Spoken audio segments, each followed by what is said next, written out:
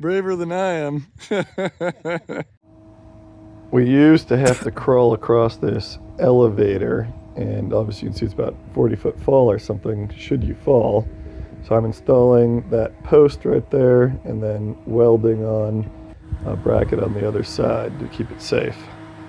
This is the steel cable with cable clamps that hold on to the one side, and you can see I'm installing these right here up from the top of my boom lift.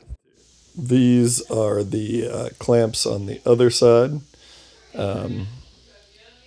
all set up so that hopefully they will hold the weight and be a good safety measure for guys. That's a turnbuckle that's attached to shackles that are holding on to the I-beam we've concreted into the ground. I spent around $300 on the I-beam and then another $300 on the cable, as well as the clamps, turnbuckle, and shackles. Here you can see the finished safety line, nice and tight. You'll clip your cable onto this, and you will not hold on to that line, as it's worse than nothing if you're leaning on it. But it'll be a good safety backup or people walking or crawling across this. And if somebody was to fall, then obviously you're not going to fall to the ground. Should be quite a bit safer.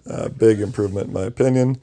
And also allows access to the backside and the top of the roof of the grain bin. So that should be pretty good. You can see pretty heavy duty steel all along the way. All of this is quite overbuilt versus what the weight requirements would be.